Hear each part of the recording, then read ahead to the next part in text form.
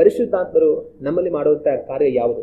ದೇವರ ಆತ್ಮರು ನಮ್ಮಲ್ಲಿ ಮಾಡೋ ಕಾರ್ಯ ಯಾವುದು ಅಂತಂತಂದ್ರೆ, ದೇವರ ಆತ್ಮರು ನಮ್ಮಲ್ಲಿ ದೇವರ ಸ್ವಭಾವವನ್ನ ಉಂಟು ಮಾಡ್ತಾರೆ.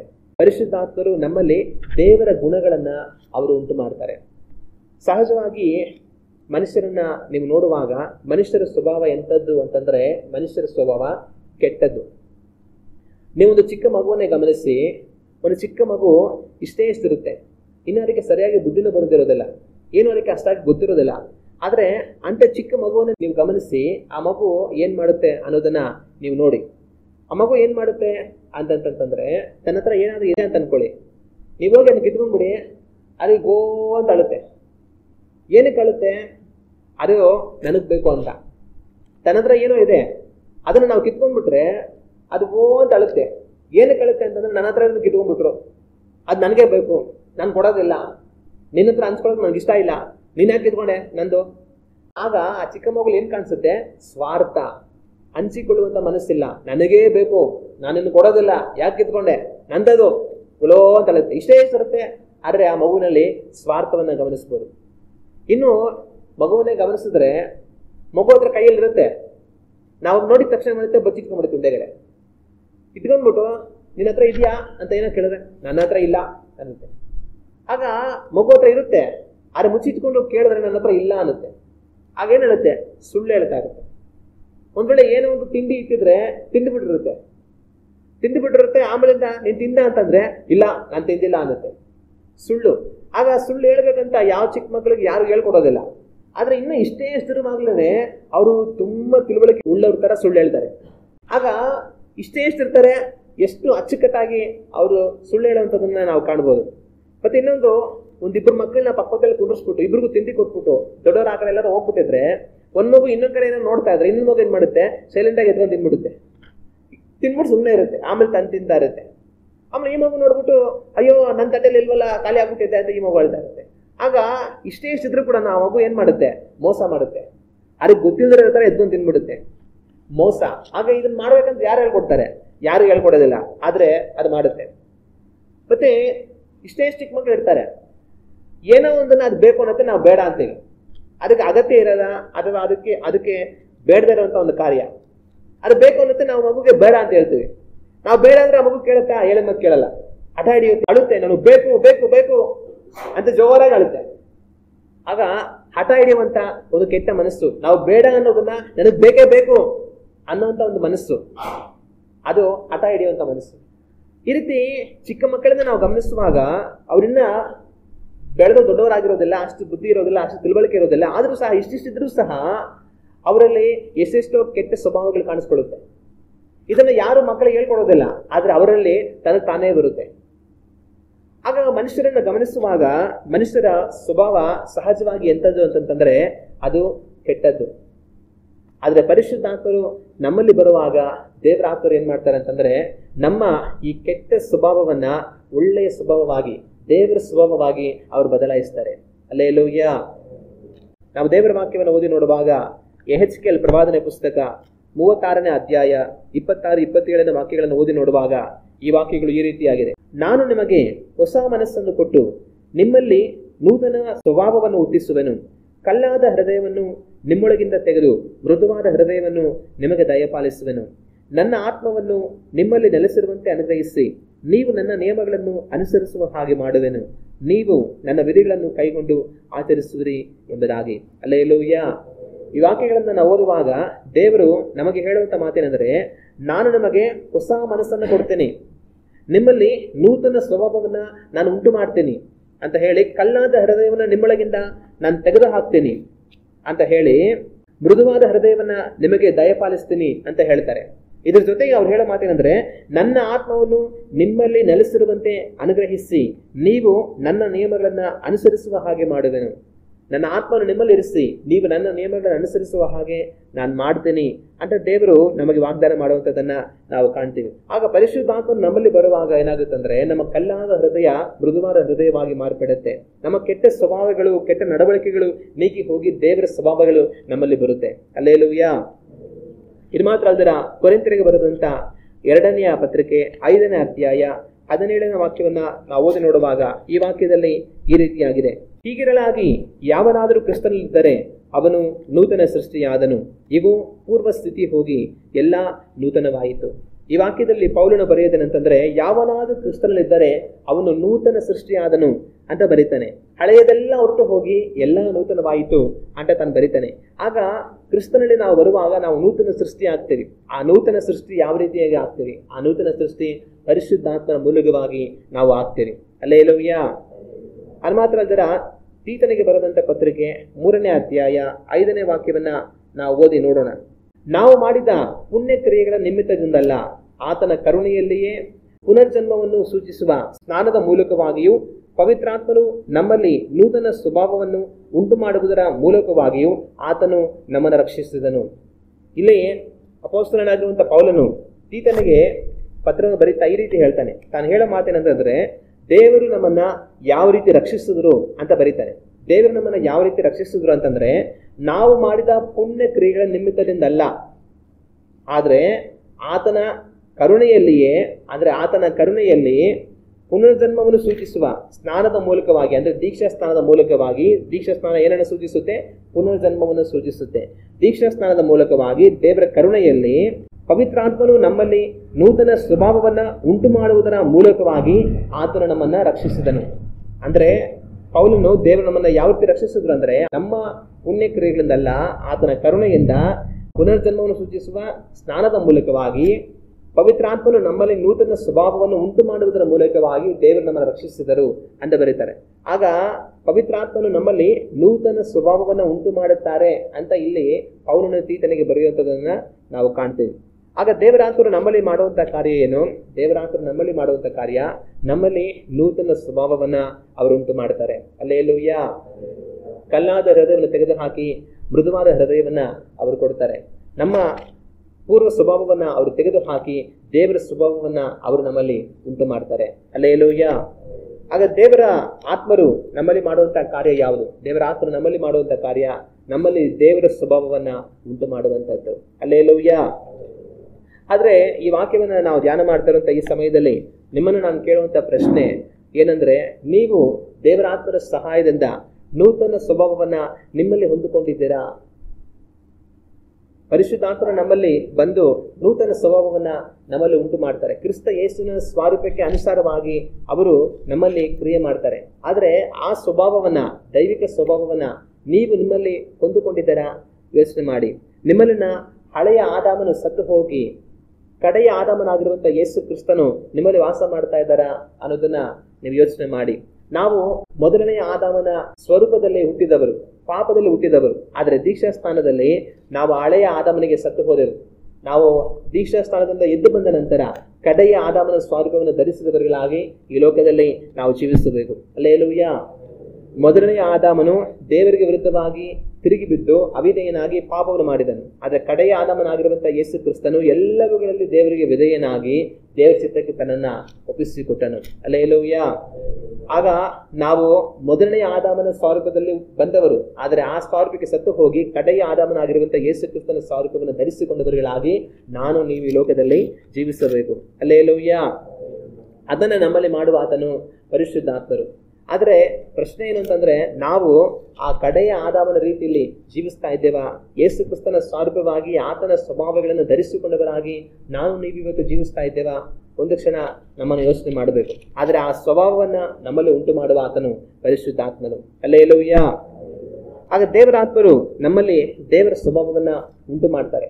ಆದ್ರೆ ದೇವರಾತ್ಮರು ಯಾರಲ್ಲಿ ದೇವರ ಸ್ವಭಾವವನ್ನ ಉಂಟು ಮಾಡ್ತಾರೆ?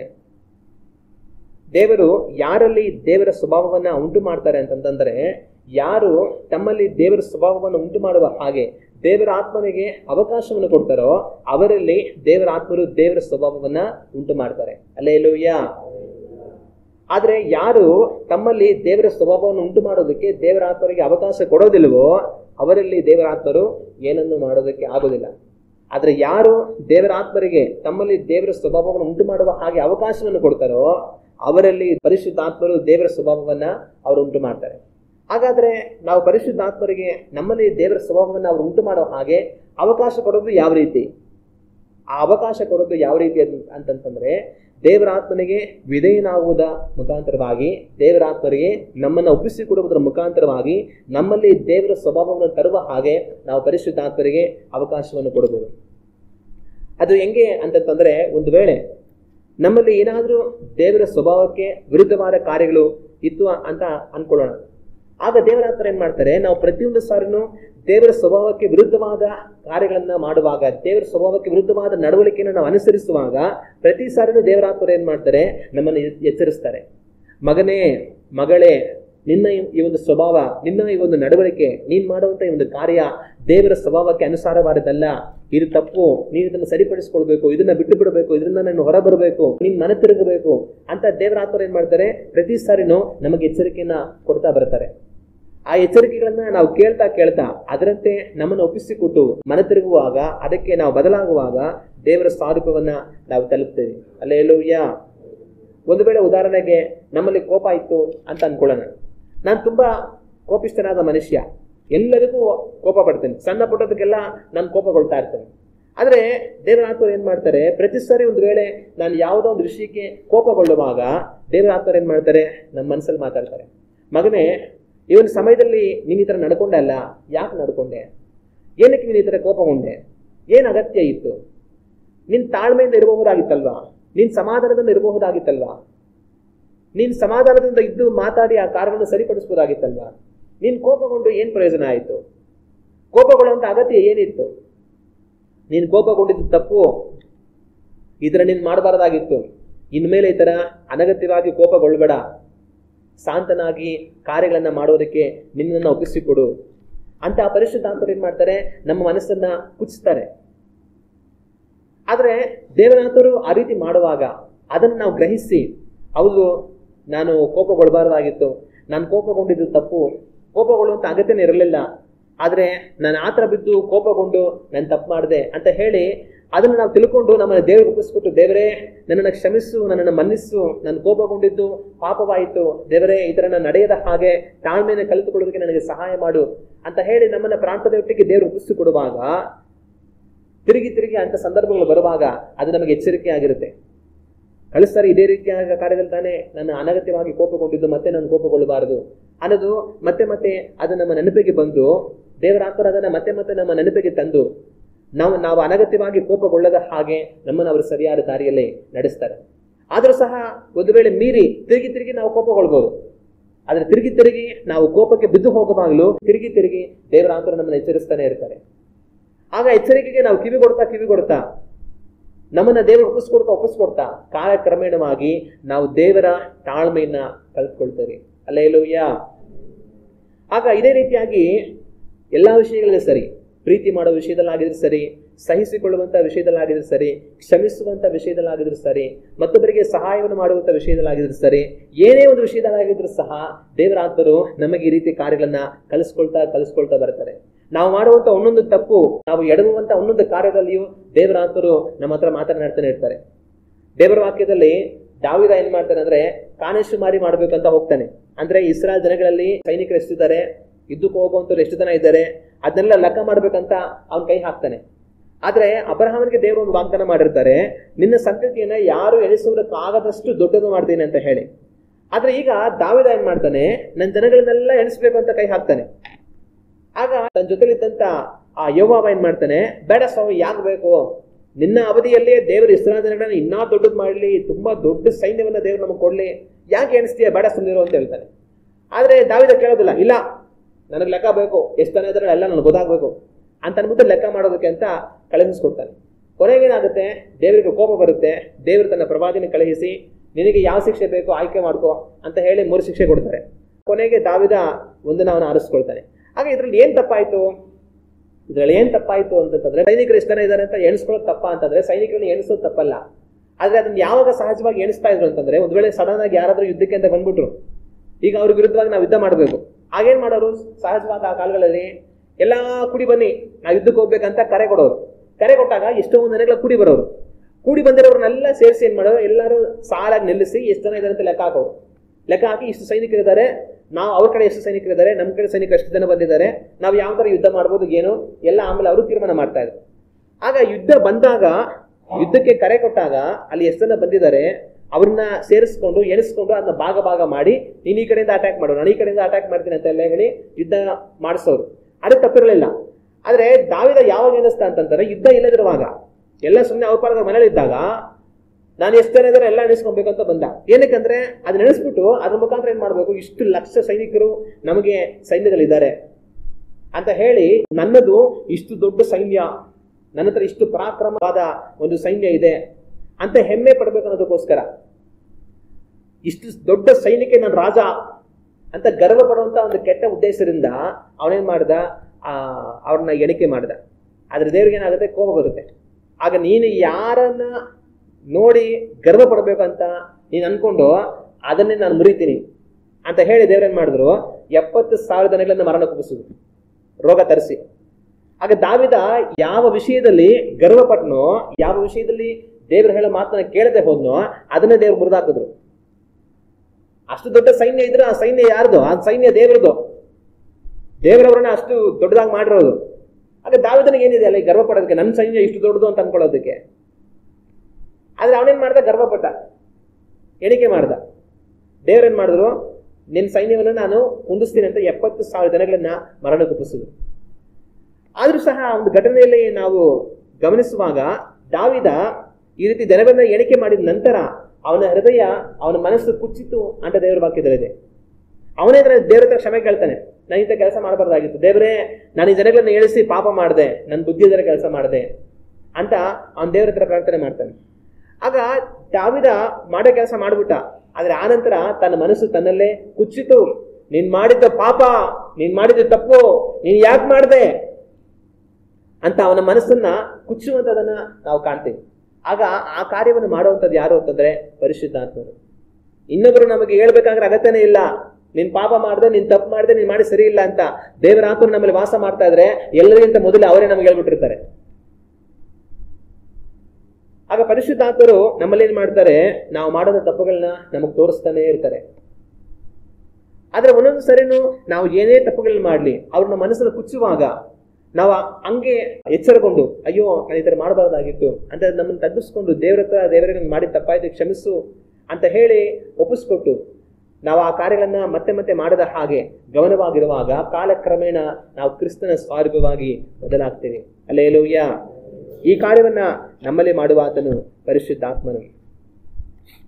ಆದ್ರೆ ಅನೇಕ ಸಮಯಗಳಲ್ಲಿ ಏನಾಗುತ್ತೆ ಅಂತಂದ್ರೆ, ಜನಗಳು ದೇವರ ಆತ್ಮರು ತಮ್ಮಲ್ಲಿ ಕ್ರಿಯೆ ಮಾಡೋದಕ್ಕೆ ಬಿಟ್ಟು ಕೊಡೋದಿಲ್ಲ. ದೇವರ ಆತ್ಮರು ತಮ್ಮಲ್ಲಿ ದೇವರ ಸ್ವಭಾವವನ್ನು ಉಂಟು ಮಾಡೋದಕ್ಕೆ ಅವರು ಅವಕಾಶ ಕೊಡೋದಿಲ್ಲ. ದೇವರ ಆತ್ಮರು ಅವ್ರ ತಪ್ಪನ್ನ ಅವರು ತೋರಿಸುವಾಗ ಅವ್ರೇನ್ ಹೇಳ್ತಾರೆ ಅಂತಂದ್ರೆ, ನಂದೇನ್ ತಪ್ಪಿಲ್ಲ, ನಾನೇನ್ ಮಾಡಿಲ್ಲ, ಅವರದೇ ತಪ್ಪು, ಅವರೇ ಸರಿ ಇಲ್ಲ, ಅವ್ರನ್ನ ಸರಿ ಮಾಡ್ಕೊಬೇಕು, ಅವರು ನಂದೆಲ್ಲ ಸರಿಯಾಗೇ ಇದೆ ಅಂತ ತಪ್ಪನ್ನ ಏನ್ ಮಾಡ್ತಾರೆ, ಬೇರೆಯವ್ರ ಮೇಲೆ ಹಾಕ್ಬಿಡ್ತಾರೆ. ದೇವರ ಆತ್ಮರು, ಮಗನೇ ಮಗಳೇ, ನೀನ್ ನಡ್ಕೊಂಡಂತ ಈ ರೀತಿ ಸರಿ ಇಲ್ಲ, ನೀನ್ ಮಾಡಿದಂತ ಒಂದು ಕಾರ್ಯ ಸರಿ ಇಲ್ಲ, ನೀನ್ ಮಾತಾಡಿದಂತ ಈ ಮಾತು ಸರಿ ಇಲ್ಲ, ನೀನ್ ನಡ್ಕೊಂಡಂತ ರೀತಿ ಸರಿ ಇಲ್ಲ ಅಂತ ಪ್ರೇರೇಪಣೆ ಮಾಡಿದ್ರೆ, ನಾನೆಲ್ಲ ಸರಿಯಾಗೇ ಇದ್ದೀನಿ, ನಾನು ಮಾತಾಡೋದೆಲ್ಲ ಸರಿಯಾಗೇ ಇದೆ, ಅವರೇ ಸರಿ ಇಲ್ಲ ಅಂತ ದೇವರ ಆತ್ಮರಿಗೆ ಎದುರುತ್ರ ಮಾತಾಡುವಂತವರಾಗಿ ಇರ್ತಾರೆ. ಯೇಸು ಕ್ರಿಸ್ತನು ಹೇಳಿದಂತ ಮಾತೇನಂತಂದ್ರೆ, ನೀನು ನಿನ್ನ ಸಹೋದರನ ಕಣ್ಣಿನಲ್ಲಿ ರವೆ ಇದೆ ಬಾ ತೆಗಿತೀನಿ ಅಂತ ಹೇಳ್ತಾ ಇದೀಯಾ, ನಿನ್ ಕಣ್ಣಲ್ಲಿ ತೊಲೆ ಬಿದ್ದಿದೆ, ಮೊದಲು ತೊಲೆ ತೆಗೆದಾಕೋ. ನಿನ್ ಕಣ್ಣಿಂದ ತೊಲೆ ತೆಗೆದಾಕೊಂಡ್ರೆ ಇನ್ನೊಬ್ಬನ ಕಣ್ಣಲ್ಲಿ ರವೆ ಕಾಣಿಸುತ್ತೆ. ರವೆ ಅಂದ್ರೆ ಇಷ್ಟೇ ಇಷ್ಟು, ತೊಲೆ ಅಂದ್ರೆ ಎಷ್ಟು? ಒಂದು ತೊಲೆ ಅಂತಂದ್ರೆ ತುಂಬಾ ದೊಡ್ಡದು. ಆಗ ಒಂದು ತೊಲೆ ಕಟ್ಟಿಗೆ ಹಾಕಿ ಅಂತಾರೆ, ಒಂದು ತೊಲೆ ಕಟ್ಟಿಗೆ ಹಾಕಿದ್ರೆ ಎಷ್ಟಾಯ್ತು? ಆಗ ಅಷ್ಟು ನಿನ್ ಕಣ್ಣಲ್ಲಿ. ಅಂದ್ರೆ ಯೇಸು ಕ್ರಿಸ್ತನು ಹೇಳೋ ಮಾತೇನಂತಂದ್ರೆ, ಬೇರೆಯವರಲ್ಲಿ ಒಂದು ಸಣ್ಣ ತಪ್ಪಿರ್ಬೋದು, ಇಷ್ಟು, ನಿನ್ನಲ್ಲಿ ಬೆಟ್ಟದಷ್ಟು ತಪ್ಪಿದೆ, ನೀನ್ ಫಸ್ಟ್ ಅದನ್ನ ಸರಿ ಮಾಡ್ಕೋ. ಅರೆ ನಿನ್ನ ಸರಿ ಮಾಡ್ಕೊಳ್ಳೋದು ಬಿಟ್ಬಿಟ್ಟು ಬೇರೆಯವರಲ್ಲಿ ಬಾಯಿಲಿ ನಿನ್ನಲ್ಲಿ ಇಂಥ ಒಂದು ಕಾರ್ಯ ಸರಿ ಇಲ್ಲ, ಸರಿ ಮಾಡ್ತೀನಿ ಅಂತ ಹೇಳ್ತಾ ಇದೆಯಲ್ಲ ಅಂತ ಯೇಸು ಕ್ರಿಸ್ತನು ಹೇಳ್ತಾರೆ. ಅದೇ ರೀತಿ ಪರಿಶುದ್ಧಾತ್ಮರು ಏನ್ ಮಾಡ್ತಾರೆ ಅಂತಂದ್ರೆ, ಏನೋ ಸಮಸ್ಯೆ ಆಗಿರ್ಬೋದು, ದೇವರಾತ್ಮರು ಏನ್ ಮಾಡ್ತಾರೆ ಅಂತಂದ್ರೆ ನಮ್ಮ ತಪ್ಪನ್ನು ನಮಗೆ ತೋರಿಸ್ತಾರೆ. ಆದ್ರೆ ಆಗ ನಾವು ಅದನ್ನ ಒಪ್ಪಿಕೊಳ್ಳುವಂತ ಮನಸ್ಸು ನಮಗಿರಬೇಕು, ಅದನ್ನ ಅಂಗೀಕರಿಸುವಂತ ಮನಸ್ಸು ನಮಗಿರಬೇಕು.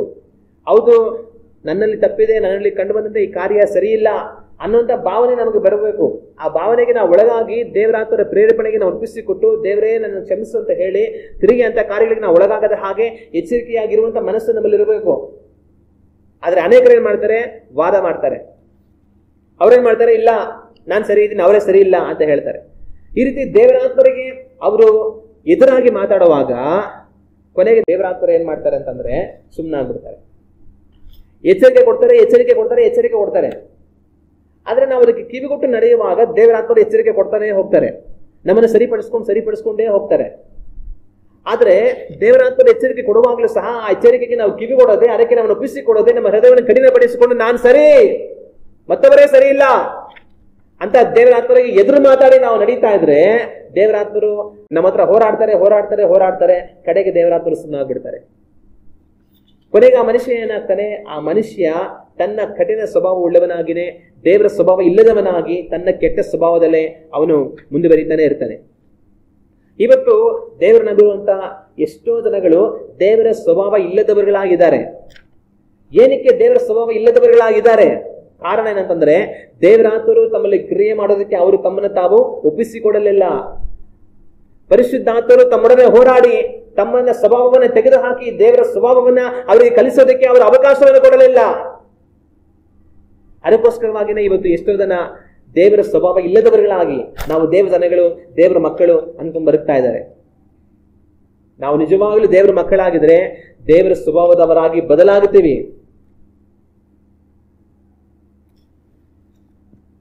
ಆದ್ರೆ ಪರಿಶುದ್ಧಾತ್ಮರ ನಡೆಸುವಿಕೆಯನ್ನ, ಪರಿಶುದ್ಧಾತ್ಮರ ಆ ಒಂದು ಮಾರ್ಗದರ್ಶನವನ್ನ, ದೇವರಾತ್ಮರ ಎಚ್ಚರಿಕೆಯನ್ನ, ದೇವರಾತ್ಮರ ನಮಗೆ ಹೇಳೋದನ್ನ ನಾವು ಅನುಸರಿಸಿ ನಡಿಬೇಕು ಅಂತಂತಂದ್ರೆ ಯೇಸು ಕ್ರಿಸ್ತನು ವಿಚಾರಣೆಯ ಸಮಯದಲ್ಲಿ ಯಾವ ರೀತಿಯಾಗಿದ್ರೋ ಆ ರೀತಿಯಾಗಿ ನಾವಿರ್ಬೇಕಾಗುತ್ತೆ. ಹೆಂಗಂದ್ರೆ ಯೇಸು ಕ್ರಿಸ್ತನನ್ನ ವಿಚಾರಣೆಗೆ ಕರ್ಕೊಂಡು ಹೋಗಿ ಅವನು ವಿಚಾರಣೆ ಮಾಡ್ತಾ ಇದ್ದಾಗ ಅವ್ರು ಯಾವ ರೀತಿ ಆಗಿದ್ರು? ಅವರು ಸೈಲೆಂಟ್ ಆಗಿದ್ರು, ಏನು ಸಹ ಮಾತಾಡಿಲ್ಲ. ಅವ್ರ ಅಪಹಾಸ್ಯ ಮಾಡಿದ್ರು, ಅವ್ರನ್ನ ಒಡೆದ್ರು, ಅವ್ರನ್ನ ಉಗಿದ್ರು, ಅವ್ರನ್ನ ಗಾಯಪಡಿಸಿದ್ರು, ಅವ್ರನ್ನ ಬೈದ್ರು, ಅವ್ರನ್ನ ತಿರಸ್ಕಾರ ಮಾಡಿದ್ರು, ಅವ್ರನ್ನ ಎಲ್ಲಾ ರೀತಿಯಾಗಿ ಅವ್ರು ನಡೆಸ್ಕೊಂಡ್ರು. ಅವ್ರ ತಲೆ ಮೇಲೆ ಮುಳ್ಳಿ ಕಿರೀಟ ಇಟ್ರು, ಅವ್ರ ಬಟ್ಟೆಗಳನ್ನ ಕಿತ್ತಾಕಿದ್ರು, ಅವ್ರ ಮೇಲೆ ಶಿಲುಬೆ ಹೊರಿಸಿದ್ರು, ಅವ್ರನ್ನ ಶಿಲುಬೆಯಲ್ಲಿ ಮೊಳೆಯಲ್ಲಿ ಒಡೆದು ತೂಕ ಹಾಕಿದ್ರು, ನೀನ್ ದೇವರ ಮಗನಾಗಿದ್ದು ಇಳಿದು ಬಾ ಅಂತಂತಂದ್ರು. ಎಲ್ಲಾ ತರ ಯೇಸು ಕ್ರಿಸ್ತನಿಗೆ ಮಾಡಿದ್ರು, ತನ್ನನ್ನ ಮರಣಕ್ಕೆ ಒಪ್ಪಿಸಿಕೊಟ್ರು. ಆದರೂ ಸಹ ಇಷ್ಟೆಲ್ಲವನ್ನು ಯೇಸು ಕ್ರಿಸ್ತನ ಅನುಭವಿಸಿದ್ರು. ತನ್ನಲ್ಲಿ ಯಾವುದೇ ಅಪರಾಧ ಇಲ್ಲದಿರುವಾಗಲೂ, ಯಾವುದೇ ಪಾಪ ಇಲ್ಲದಿರುವಾಗಲೂ ಯೇಸು ಕ್ರಿಸ್ತನು ಅವರ ಹತ್ರ ಒಂದು ಮಾತನ್ನು ಸಹ ಆಡಲಿಲ್ಲ. ಕೊಯ್ಯಲ್ಪಡುವುದಕ್ಕೆ ಹೋಗುವಂತ ಕುರಿ ಕಟಕನ ಹಿಂದೆ ಯಾವ ರೀತಿ ಹೋಗುತ್ತೆ ಸುಮ್ಮನೆ, ಅದೇ ರೀತಿಯಾಗಿ ಯೇಸು ಕ್ರಿಸ್ತನು ಶಿಲುಬೆಗೆ ಹೋದನು. ಯೇಸು ಕ್ರಿಸ್ತನು ಒಂದು ಮಾತನ್ನಾದರೂ ಸಹ ಆಡಲಿಲ್ಲ. ಅವರು ಮೌನವಾಗಿದ್ದು ತನ್ನ ನ್ಯಾಯವನ್ನ ದೇವರಿಗೆ ಒಪ್ಪಿಸಿಕೊಟ್ರು. ಆಗ ನಾನು ನೀವು ಪವಿತ್ರಾತ್ಮನನ್ನು ಅನುಸರಿಸಿ ನಡೆಯುವಾಗ ಅವ್ರು ನಮ್ಮನ್ನು ನಡೆಸೋ ರೀತಿ ಯಾವ ರೀತಿಯಾಗಿರುತ್ತೆ ಅಂದ್ರೆ ಇದೇ ರೀತಿಯಾಗಿರುತ್ತೆ. ಜನಗಳು ನಮ್ಮನ್ನ ಬೈತಾರೆ, ಜನಗಳು ಅವಮಾನ ಪಡಿಸ್ತಾರೆ, ಜನಗಳು ನಿಂದಿಸ್ತಾರೆ, ಜನಗಳು ದೂಷಿಸ್ತಾರೆ, ಜನಗಳು ನಮ್ಮನ್ನ ಗಾಯಪಡಿಸ್ತಾರೆ, ಜನಗಳು ನಮ್ಮನ್ನ ತಳ್ಳಿ ಹಾಕ್ತಾರೆ, ಜನಗಳು ನಮ್ಮನ್ನು ತುಳಿತಾರೆ, ಜನಗಳು ನಮಗೆ ಎಲ್ಲವನ್ನೂ ಮಾಡ್ತಾರೆ. ಆದ್ರೆ ದೇವರಾತ್ರು ನಮಗೆ ಹೇಳೋದೇನಂತಂದ್ರೆ ನೀನ್ ಮೌನವಾಗಿರು, ನೀನ್ ಅವರಿಗೆ ವಿರುದ್ಧವಾಗಿ ಪ್ರತ್ಯುತ್ತರವಾಗಿ ಮಾತಾಡಬೇಡ, ನೀನ್ ಅವರನ್ನ ಎದುರಿಸಬೇಡ, ನೀನ್ ಮೌನವಾಗಿರು ಅಂತ ದೇವರಾತ್ಮರು ಏನ್ ಮಾಡ್ತಾರೆ, ನಮ್ಮನ್ನ ನಡೆಸುವಂತವರಾಗಿರ್ತಾರೆ. ಇಷ್ಟೆಲ್ಲ ನಮಗೆ ಜನಗಳಿಂದ ಎದುರಾಗುವಾಗಲೂ ಸಹ ನಾವೇನ್ ಮಾಡಬೇಕು? ಅವ್ರು ನಮಗೆ ಬೈತಾರೆ ಅಂತ ನಾವು ಅವ್ರನ್ನ ಬೈಯೋದಲ್ಲ, ಅವ್ರು ನಮ್ಮನ್ನು ಹೊಡಿತಾರೆ ಅಂತ ನಾವು ಅವ್ರನ್ನ ಹೊಡೆಯೋದಲ್ಲ, ಅವ್ರು ನಮ್ಮ ಹತ್ರ ವಾದ ಮಾಡ್ತಾರೆ ಅಂತ ನಾವು ವಾದ ಮಾಡೋದಲ್ಲ. ನಾವು ಮೌನವಾಗಿದ್ದು ಇನ್ನು ಅವ್ರನ್ನ ಕ್ಷಮಿಸಬೇಕು, ಅವರಿಗೆ ಸಹಾಯ ಮಾಡಬೇಕು, ಅವ್ರಿಗೋಸ್ಕರ ಪ್ರಾರ್ಥನೆ ಮಾಡಬೇಕು, ಅವ್ರ ಕಷ್ಟ ಬಂದ್ರೆ ನಮ್ಮಿಂದ ಆಗುವಂಥದ್ದನ್ನ ನಾವು ಮಾಡಬೇಕು. ಇದನ್ನ ಪರಿಶುದ್ಧಾತ್ಮರು ನಮಗೆ ಕಲಿಸ್ಕೊಡ್ತಾರೆ. ಆದ್ರೆ ಅನೇಕರಿಗೆ ಏನಂತಂದ್ರೆ ಪರಿಶುದ್ಧಾತ್ಮರು ನಡೆಸುವಂತ ಈ ರೀತಿ ಅವ್ರಿಗೆ ಇಷ್ಟ ಇರೋದಿಲ್ಲ. ದೇವರಾತ್ಮರು ಹೇಳೋ ಹಾಗೆ ನಡೆಯೋದಕ್ಕೆ ಅವ್ರಿಗೆ ಮನಸ್ಸಿರೋದಿಲ್ಲ. ಕ್ರಿಸ್ತನಂತೆ ನಡೆಯೋದಕ್ಕೆ ಅವ್ರಿಗೆ ಇಷ್ಟ ಇರೋದಿಲ್ಲ. ಅವ್ರಿಗೇನು ಇಷ್ಟ ಇರುತ್ತೆ ಅಂತಂತಂದ್ರೆ ಪೇತ್ರನ ಹಾಗೆ ನಡಿಬೇಕಂತ ಇಷ್ಟ ಇರುತ್ತೆ. ಗೆತ್ಸೆಮನೆ ತೋಟದಲ್ಲಿ ಪೇತ್ರ ಏನ್ ಮಾಡ್ದ? ಯೇಸು ಕ್ರಿಸ್ತನನ್ನ ಹಿಡಿಯಬೇಕಂತ ಹೇಳಿ ಅವ್ರು ಬಂದಾಗ ಯೇಸು ಕ್ರಿಸ್ತನು ತಂದೆಯ ಚಿತ್ತಕ್ಕೆ ತನ್ನ ಒಪ್ಪಿಸ್ಕೊಟ್ರು. ಇಲ್ಲ ಯಾರು ಯೇಸು ಅಂತ ಹುಡ್ಕೊಂಡ್ ಬಂದಿದ್ದಾಗ ನಾನೇ ಯೇಸು ಅಂತ ಅವ್ರ ಮುಂದೆ ಬಂದ್ರು, ನನ್ನನ್ನು ಹಿಡ್ಕೊಂಡು ಹೋಗಿ ಅಂತ ಅನ್ಬಿಟ್ಟು. ಆದ್ರೆ ಅಷ್ಟರಲ್ಲಿ ಪೇತ್ರ ಏನ್ ಮಾಡ್ಬಿಡ್ತಾನೆ, ದೇವರ ಚಿತ್ತಕ್ಕೆ ಪೇತ್ರನಿಗೆ ಕಾದಿರೋದಕ್ಕೆ ಅವ್ನಿಗೆ ಇಷ್ಟ ಇಲ್ಲ. ಅವನೇನ್ ಮಾಡ್ದ ಅಂತಂದ್ರೆ ಕತ್ತಿ ತೆಗೆದ್ಬಿಟ್ಟು ಯೇಸುವೆ ನಿಮ್ಮನ್ನು ಯಾರು ಹಿಡ್ಕೊಂಡು ಹೋಗಕ್ಕೆ ಆಗ್ಬಾರ್ದು, ನಾನ್ ನಿಮಗೋಸ್ಕರ ಹೋರಾಡ್ತೀನಿ, ಕಾಪಾಡ್ತೀನಿ ನಿಮ್ಮನ್ನ ಅಂತ ಅಂದ್ಬಿಟ್ಟು ಬೇರೆಯವ್ನ ಕಿವಿನ ಕತ್ತರಿಸ್ಬಿಟ್ಟ. ಆಗ ಅನೇಕರು ಯಾವ ರೀತಿಯಾಗಿರ್ತಾರೆ ಅಂತಂದ್ರೆ ದೇವರ ಚಿತ್ತಕ್ಕೆ ತಮ್ಮನ್ನು ಒಪ್ಪಿಸಿಕೊಡೋದಕ್ಕೆ ಅವ್ರಿಗೆ ಮನಸ್ಸಿರೋದಿಲ್ಲ. ಆದರೆ ಅವರ ಇಷ್ಟವನ್ನ ಅವ್ರು ನೆರವೇರಿಸಬೇಕು. ಪೇತ್ರನಿಗೆ ಏನ್ ಇಷ್ಟ ಇತ್ತು? ಕತ್ತಿ ತೆಗೆದು ತಾನು ದಂಡನೆಯನ್ನ ಕೊಡಬೇಕು ಅನ್ನೋದು ಪೇತ್ರನಿಗೆ ಇಷ್ಟ ಇತ್ತು. ಆದ್ರೆ ದೇವರ ಚಿತ್ತ ಏನು? ಯೇಸು ಕ್ರಿಸ್ತನು ಮೌನವಾಗಿದ್ದು ಅವೆಲ್ಲವುಗಳು ಒಪ್ಪಿಸಿಕೊಟ್ಟು ಅವುಗಳಲ್ಲಿ ಹೋಗ್ಬೇಕಂತ. ಅದಕ್ಕೆ ಯೇಸು ಕ್ರಿಸ್ತನು ಒಪ್ಪಿಸ್ಕೊಟ್ಟಿದ್ದಾರೆ. ಆದ್ರೆ ಪೇತ್ರ ಏನ್ ಮಾಡ್ತಾ ಇದ್ದಾನೆ? ಕತ್ತಿ ಎತ್ತಿ ನಾನು ಎಲ್ಲರನ್ನೂ ಕತ್ತರಿಸ್ಬಿಡ್ತೀನಿ ಅಂತ ಪ್ರಯತ್ನ ಮಾಡ್ತಾ ಇದ್ದಾರೆ. ಇದೇ ರೀತಿ ದೇವರಾತ್ಮರು ಏನ್ ಮಾಡ್ತಾರೆ? ನಮಗೆ ಎಷ್ಟೋ ಕಾರ್ಯಗಳು ಎದುರಾಗುವಾಗ ದೇವರಾತ್ಮರು ನಮ್ಮಲ್ಲಿ ದೇವರ ಸ್ವಭಾವವನ್ನು ಉಂಟು ಮಾಡುವ ಹಾಗೆ, ಮಗನೇ ಅವ್ರು ನಿನಗೆ ಮಾಡಿದ ಹಾಗೆ ನೀನು ಅವರಿಗೆ ಮಾಡಬೇಡ, ನೀನ್ ಸಹಿಸಿಕೋ, ತಾಳ್ಮೆಯಿಂದ ಇರು, ಮಾತಾಡಬೇಡ, ಮೌನವಾಗಿ ಹೋಗು, ಬಿಟ್ಟುಕೊಡು, ಕ್ಷಮಿಸು, ಕರುಣಿಸು, ಪ್ರೀತಿಸು, ಎಲ್ಲವನ್ನು ಮಾಡುವಂತ ದೇವರಾತ್ಮರು ಹೇಳ್ತಾರೆ. ಅದು ಜನರು ಏನ್ ಮಾಡ್ತಾರೆ? ಎಲ್ಲವನ್ನು ನಮಗೆ ವಿರುದ್ಧವಾಗಿ ಮಾಡ್ತಾ ಇರ್ತಾರೆ. ಆದ್ರೆ ದೇವರಾತ್ಮರು ಏನ್ ಮಾಡ್ತಾರೆ? ನೀನು ದೇವರ ಸ್ವಭಾವ ಉಳ್ಳವನಾಗಿ ಅದಕ್ಕೆ ವಿರುದ್ಧವಾದದನ್ನು ಮಾಡು, ದೇವರ ಹೃದಯವನ್ನು ಅನುಸರಿಸು ಅಂತ ಹೇಳ್ಕೊಡ್ತಾರೆ. ಆದ್ರೆ ಅನೇಕರಿಗೆ ದೇವರಾತ್ಮರು ಹೇಳಿಕೊಡೋದನ್ನ ಅನುಸರಿಸೋದಕ್ಕೆ ಇಷ್ಟ ಇಲ್ಲ. ಅವ್ರು ಪೇತ್ರನಂತೆ ನಡೀಬೇಕಂತ ಇಷ್ಟಪಡ್ತಾರೆ. ಏನ್ ಮಾಡ್ಬೇಕು? ಅವರು ಹೋರಾಡ್ತಾರೆ, ಅವರು ವಾದ ಮಾಡ್ತಾರೆ, ಬಿಟ್ಟು ಕೊಡೋದಿಲ್ಲ, ಕ್ಷಮಿಸೋದಿಲ್ಲ, ಸಹಿಸೋದಿಲ್ಲ, ನಾನೇ ಸರಿ, ನೀವು ಸರಿ ಇಲ್ಲ, ಅವ್ರನ್ನ ಅವರು ಸಮರ್ಥಿಸ್ಕೊಳ್ಬೇಕು ಅಂತ ತಮಗೋಸ್ಕರವಾಗಿ ಹೋರಾಡ್ತಾರೆ. ಆದ್ರೆ ಯಾವಾಗ ನಮಗೋಸ್ಕರವಾಗಿ ನಾವು ಹೋರಾಡ್ತೀವೋ ಆಗ ದೇವರಾತ್ಮರು ನಮಗೋಸ್ಕರ ಹೋರಾಡೋದಕ್ಕೆ ಆಗೋದಿಲ್ಲ. ಆದ್ರೆ ಯಾವಾಗ ಅವ್ರನ್ನ ಅವ್ರು ಸಮರ್ಥಿಸ್ಕೊಳ್ಬೇಕು, ಅವ್ರಿಗೋಸ್ಕರ ಅವ್ರು ಹೋರಾಡಬೇಕು, ವಾದ ವಿರೋಧ ಮಾಡಬೇಕು, ಬಿಟ್ಟುಕೊಡಬಾರ್ದು, ಸಮಾಧಾನ ಆಗಬಾರ್ದು, ಕ್ಷಮಿಸಬಾರ್ದು, ಮೈಗೆ ಮೈ ತೀರಿಸಬೇಕು ಅಂತ ಹೋರಾಡ್ತಾರೋ ದೇವರಾತ್ಮರು ಅವರಲ್ಲಿ ಕ್ರಿಯೆ ಮಾಡೋದಕ್ಕೆ ಆಗೋದಿಲ್ಲ. ಆಗ ಪರಿಶುದ್ಧಾತ್ಮರು ಏನ್ ಮಾಡ್ತಾರೆ ಅಂತಂದ್ರೆ ಸುಮ್ಮನಾಗ್ಬಿಡ್ತಾರೆ. ಆಗ ಇಂಥ ನಡವಳಿಕೆ ಉಳ್ಳವರುಗಳಾಗಿರುವಂತವರು ದೇವರ ಸ್ವಭಾವ ಇಲ್ಲದವರುಗಳಾಗಿ, ಕಠಿಣ ಸ್ವಭಾವ ಉಳ್ಳವರುಗಳಾಗಿ ಅವರು ಹಾಗೆ ಹೊರಟು ಹೋಗ್ತಾರೆ. ಇವತ್ತು ದೇವರ ನಂಬಿರುವಂತ ಎಷ್ಟೋ ಜನ ಕಠಿಣ ಸ್ವಭಾವ ಉಳ್ಳವರುಗಳಾಗಿದ್ದಾರೆ, ದೇವರ ಸ್ವಭಾವ ಇಲ್ಲದವರುಗಳಾಗಿದ್ದಾರೆ ಅಂದ್ರೆ ಅದಕ್ಕೆ ಕಾರಣ ಇದೆ. ಅವರನ್ನ ಅವರು ಸಮರ್ಥಿಸಿಕೊಳ್ಳೋದಕ್ಕೋಸ್ಕರವಾಗಿ ಒಪ್ಪಿಸ್ಕೊಟ್ರು, ತಮಗೆ ಸರಿ ಅನ್ನೋದನ್ನ ಮಾಡೋದಕ್ಕೆ ತಾವು ಒಪ್ಪಿಸ್ಕೊಟ್ರು, ದೇವರ ಆತ್ಮರಿಗೆ ಕಿವಿ ಕೊಡಲಿಲ್ಲ. ಯೇಸು ಕ್ರಿಸ್ತನು ತಂದೆ ಚಿತ್ತಕ್ಕೆ ತಮ್ಮನ್ನ ಮೌನವಾಗಿ ಒಪ್ಪಿಸ್ಕೊಟ್ರು. ಆದ್ರೆ ಪೇತ್ರನಿಗೆ ಅದು ಇಷ್ಟ ಇಲ್ಲ. ಪೇತ್ರನಿಗೆ ಏನ್ ಮಾಡ್ಬೇಕು? ಕತ್ತಿ ತೆಗಿಬೇಕು, ದಂಡನೆ ಮಾಡಬೇಕು. ಆದ್ರೆ ನಾವು ಯೇಸು ಕ್ರಿಸ್ತನಂತೆ ತಂದೆ ಚಿತ್ತಕ್ಕೆ ಒಪ್ಪಿಸ್ಕೊಟ್ಟು ಎಲ್ಲವನ್ನ ಸಹಿಸಿ, ಕ್ಷಮಿಸಿ, ಅನುಸರಿಸಿ, ಬಿಟ್ಟುಕೊಟ್ಟು ತಾಳ್ಮೆಯಿಂದ ದೀನದಿಂದ ನಡೆಯುವಂತ ಮನಸ್ಸನ್ನು ನಾವು ಪರಿಶುದ್ಧಾತ್ಮನ ಸಹಾಯದಿಂದ ಕಲಿತುಕೊಂಡ್ರೆ ಕಾಲಗಳು ಕಳೆಯುತ್ತಾ ನಾವು ದೇವರ ಸ್ವಭಾವವಾಗಿ ಬದಲಾಗ್ತೇವೆ. ಆದ್ರೆ ದೇವರ ಸ್ವಭಾವಕ್ಕೆ, ದೇವರ ಪ್ರೇರೇಪಣೆಗೆ ನಾವು ಒಪ್ಪಿಸಿಕೊಡದೆ ಪೇತ್ರನಂತೆ ನಾನು ಏನು ಅಂತ ಎಲ್ಲರೂ ತೋರಿಸ್ಬಿಡ್ಬೇಕು, ಯಾವ ನನಗೆ ವಿರುದ್ಧ ಮಾತಾಡೋನು, ನನಗೆ ಹಂಗನವನು ಹಿಂಗನವನು ಅಂತ ನಾವು ನಿಂತ್ಕೊಂಡ್ರೆ ದೇವರ ಆತ್ಮ ಏನು ಸಹ ಮಾಡೋದಕ್ಕಾಗೋದಿಲ್ಲ. ಯೇಸು ಕ್ರಿಸ್ತನು ಮೌನವಾಗಿ ಎಲ್ಲರಿಗೂ ತಾನು ಒಪ್ಪಿಸಿಕೊಟ್ರು. ಅದ್ರ ಕಡೆಗೇನೆ ಆಯ್ತು. ಕಡೆಗೆ ಅವರು ಮರಣ ಹೊಂದಿ ಮರಣವನ್ನು ಜಯಿಸಿ ಎದ್ದು ಬಂದು ಜೀವಂತವಾಗಿ ಈಗ ಪರಲೋಕಕ್ಕೆ ಏರಿ ಹೋಗಿ ದೇವರ ಬಲಗಡೆಯಲ್ಲಿ ಆಸೀನನಾಗಿದ್ದಾರೆ. ಪರಲೋಕದಲ್ಲಿಯೂ ಭೂಲೋಕದಲ್ಲಿಯೂ ಪಾತಾಳದಲ್ಲಿಯೂ ಸಕಲ ಜನಗಳಿಗೆ ಆತನ ಅಡ್ಡ ಬಿದ್ದು ಆತನ ಕರ್ತವ್ಯವಾಗಿ ಅರಿಕೆ ಮಾಡ್ತಾರೆ. ಮೌನವಾಗಿದ್ದು ತಾನು ಹೊರಟು ಹೋಗಿ ಸೋತೋದ್ರ? ಮೌನವಾಗಿ ಹೊರಟು ಹೋಗಿ ತಾವು ಸೋತೋಗಲಿಲ್ಲ, ಸಕಲವನ್ನು ಜಯಿಸಿ ದೇವರ ಬಲಗಡೆಯಲ್ಲಿ ಆಸೀನನಾಗಿದ್ದಾರೆ. ಹಲ್ಲೆಲೂಯಾ. ನಾನು ನೀವು ಪವಿತ್ರ ಆತ್ಮನನ್ನು ಅನುಸರಿಸಿ ಬಿಟ್ಟು ಕೊಡೋದ್ರಿಂದ, ಕ್ಷಮಿಸೋದ್ರಿಂದ, ಸಹಿಸೋದ್ರಿಂದ ಸೋತು ಹೋಗಲ್ಲ. ಅನೇಕ ಅನ್ಕೊಳ್ತಾರೆ ನಾವೇನು ಮಾತಾಡಿಲ್ಲ ಅಂದ್ರೆ, ನಾವೇನು ವಾದ ಮಾಡಿಲ್ಲ ಅಂದ್ರೆ ನಾವು ಕೈಯಲ್ಲಿ ಆಗ್ತಿದ್ದವ್ರು ಅನ್ಕೊಂಡ್ಬಿಡ್ತಾರೆ, ನಾವ್ ಯಾರನ್ನ ತೋರಿಸ್ಬೇಕು ಅನ್ಕೊಳ್ತಾರೆ. ನೀವು ಕೈಯಲ್ಲಿ ಆಗ್ತಿದ್ದವ್ರು ಅಂತ ಅನ್ಕೊಳ್ತಾರೆ ಅಂತ ವಾದ ಮಾಡಿ ಏನ್ ಪ್ರಯೋಜನ ಇಲ್ಲ. ದೇವರು ನಿಮಗೋಸ್ಕರವಾಗಿ ವಾದ ಮಾಡಿಲ್ಲ ಅಂತಂದ್ರೆ ನೀವು ನಿಮಗೋಸ್ಕರವಾಗಿ ಮಾಡುವ ವಾದದಿಂದ ಏನು ಪ್ರಯೋಜನ ಆಗೋದಿಲ್ಲ. ಪೇತ್ರ ನಾನು ಇವತ್ತು ಯಾರಂತ ತೋರಿಸೇ ಬಿಡ್ತೀನಿ ಅಂತ ಎದ್ದು ನಿಂತು ಏನ್ ಸಾಧಿಸ್ದ? ಕೊನೆಗೆ ಓಡೋದ. ಆಮೇಲೆ ತಿರ್ಗಾ ಹೋಗಿ ಆತನ ನ್ಯಾಯ ವಿಚಾರಣೆ ಮಾಡ್ತಾರಂತ ಸ್ಥಳದಲ್ಲಿ ಕೂತ್ಕೊಂಡು ಚಳಿ ಕಾಯಿಸ್ಕೊಂಡು ಅಲ್ಲಿ ನೀನು ಆತನೊಂದಿಗೆ ಇದ್ದೆ, ಆತನೊಂದಿಗೆ ಇದ್ದಂತ ಇದ್ದಾಗ 3 ಸಲ ಸುಳ್ಳು ಹೇಳ್ದ. ಆಗ ನಮ್ಮನ್ನು ನಾವು ಸಮರ್ಥಿಸಿಕೊಂಡು ನಮಗಾಗಿ ನಾವು ಹೋರಾಡಿ ಕಟ್ಟ ಕಡೆಗೆ ನಾವು ಸಾಧನೆ ಮಾಡೋದೆಲ್ಲ ಶೂನ್ಯ. ಆದ್ರೆ ಯೇಸು ಕ್ರಿಸ್ತನು ಎಲ್ಲರಿಗೂ ಮೌನವಾಗಿದ್ದು ತನ್ನ ಒಪ್ಪಿಸಿಕೊಟ್ಟು ಕಟ್ಟ ಕಡೆಗೆ ನಾನು ಯಾರು ಅನ್ನೋದನ್ನ ತೋರಿಸಿದ್ರು. ಜನಗಳು ಆತನನ್ನು ಪ್ರಶ್ನೆ ಮಾಡಿದ್ದೇನು, ನೀನ್ ಯಾರು, ನೀನ್ ಯಾರು, ನೀನ್ ದೇವರ ಕುಮಾರನ, ನೀನ್ ದೇವರ ಮಗನ, ಇಳಿದು ಬಾ. ಆತನ ಏನು ಉತ್ತರ ಕೊಡ್ಲಿಲ್ಲ. ಕಟ್ಟ ಕಡೆಗೆ ತಾನು ಮರಣ ಹೊಂದಿ ಮರಣವನ್ನು ಜಯಿಸಿ ಬಂದು ನಾನು ಯಾರು ಅನ್ನೋದನ್ನು ತೋರಿಸಿದ್ರು. ಯಾರು? ಆತನ ದೇವರ ಕುಮಾರನು. ಹಲ್ಲೆಲೂಯಾ. ಆಗ ನಾವು ಪರಿಶುದ್ಧಾತ್ಮನನ್ನು ಅನುಸರಿಸಿ ಮೌನವಾಗಿದ್ದು ಎಲ್ಲರಿಗೂ ಒಪ್ಪಿಸಿಕೊಡೋದ್ರಿಂದ ನಾವೇನು ಕಳೆದುಕೊಳ್ಳೋದಿಲ್ಲ. ಇವತ್ತು ನಾವು ಸೋತು ಹೋಗ್ಬೋದು, ಕಡೆಗೆ ಜಯ ನಮಗೆ. ಹಲ್ಲೆಲೂಯಾ. ಆದ್ರೆ ನಾವು ನಮ್ಮನ್ನು ಸಮರ್ಥಿಸಿಕೊಳ್ಳೋದಕ್ಕೆ ನಾವು ಪ್ರಯತ್ನ ಮಾಡಿ ಸೋತು ಹೋಗ್ತೇವೆ. ನಿರಾಸೆಗೊಳಗಾಗ್ತೇವೆ, ಇನ್ನೂ ಕಷ್ಟಕ್ಕೊಳಗಾಗ್ತೇವೆ, ಇನ್ನೂ ಬಾಧೆಗೊಳಗಾಗ್ತೇವೆ. ಆದ್ರೆ ನಾವು ದೇವರ ಆತ್ಮ ಬಿಟ್ಟುಕೊಡುವಾಗ, ತಗ್ಗಿಸಿಕೊಳ್ಳುವಾಗ ನಾವು ದೇವರ ಸ್ವಭಾವವಾಗಿ ಬದಲಾಗ್ತೇವೆ. ನೀವು ಹೋರಾಡಿ ಮತ್ತೊಬ್ಬರನ್ನ ಜಯಿಸೋದಕ್ಕೆ ಆಗದೆ ಹೋಗಬಹುದು, ಆದರೆ ಸಹಿಸಿಕೊಂಡು ಒಂದು ದಿವಸ ಅವರನ್ನ ಜಯಿಸೋದಕ್ಕೆ ಸಾಧ್ಯ. ನೀವು ಸಹಿಸಿಕೊಂಡು ಪರಿಶುದ್ಧಾತ್ಮರನ್ನು ಅನುಸರಿಸಿ, ಬಿಟ್ಟುಕೊಟ್ಟು, ಕ್ಷಮಿಸಿ ನೀವು ಒಳ್ಳೆದನ್ನ ಮಾಡಿ ಹೋದ್ರೆ ಒಂದಲ್ಲ ಒಂದು ದಿವಸ ಸತ್ಯ ಏನು ಅನ್ನೋದನ್ನ ದೇವರವ್ರಿಗೆ ಅರ್ಥ ಮಾಡಿಸ್ತಾರೆ. ಆವತ್ತು ಅವರೇ ತಿರುಗಿ ಬರ್ತಾರೆ. ನಾನು ಅವತ್ತು ನಿಮ್ಮ ಜೊತೆ ಮಾತಾಡಿದ್ದು ತಪ್ಪು, ನಾನು ಆ ಥರ ಮಾಡುವುದಾಗಿತ್ತು, ನಾನು ನಡ್ಕೊಳ್ಳೋ ರೀತಿ ತಪ್ಪು, ನನ್ನನ್ನು ದಯವಿಟ್ಟು ಕ್ಷಮಿಸಿ ಅಂತ ತಿರುಗಿ ಅವರೇ ನಮ್ಮನ್ನು ಹುಡುಕಿ ಬರ್ತಾರೆ. ಆಗ ನಾವು ಬಿಟ್ಟುಕೊಟ್ಟೋದ್ರಿಂದ ಅವರನ್ನ ಒಂದು ದಿವಸ ನಾವು ಜಯಿಸ್ತೀವಿ, ಅವರನ್ನ ಕ್ರಿಸ್ತನಿಗಾಗಿ ಸಂಪಾದಿಸ್ತೀವಿ. ಆದ್ರೆ ನಾನು ಯಾರು ಅಂತ ನಮ್ಮನ್ನು ಸಮರ್ಥಿಸ್ಕೊಳ್ಬೇಕಂತ ಹೇಳಿ ನಾವು ಹೋರಾಟಕ್ಕೆ ಎಳೆದ್ಬಿಟ್ರೆ ಅವರು ಸಹ ಹೋರಾಡ್ತಾರೆ, ನಾವು ಸಹ ಹೋರಾಡ್ತೇವೆ. ಆಮೇಲೆ ಕಡೆಗೆ ಶಾಶ್ವತವಾಗಿ ಕಿತ್ತೋಗ್ತೀವಿ. ಆಗ ನಮ್ಮನ್ನು ಸಮರ್ಥಿಸ್ಕೊಳ್ಳೋದಕ್ಕೆ ಅಂತ ನಾವು ಹೋರಾಡಿ ಕಿತ್ತೋಗೋ ಬದಲು ನಾವು ಸಮಾಧಾನದಿಂದ ಪರಿಶುದ್ಧಾತ್ಮನ ಅನುಸರಿಸಿ ಹೋಗಿ ನಾಳೆ ಒಂದು ದಿವಸ ಅವರನ್ನು ಸಂಪಾದಿಸೋದು ನಮಗೆ ಎಷ್ಟೋ ಒಳ್ಳೆಯದು. ಹಲ್ಲೆಲೂಯ. ಎಷ್ಟೋ ಜನ ಗಂಡ ಹೆಂಡತಿ ಇರ್ತಾರೆ, ಒಬ್ರಿಗೊಬ್ರು ಕಿತ್ತಾಟ, ಬಿಟ್ಕೊಡೋದಕ್ಕೆ ಇಷ್ಟ ಇಲ್ಲ.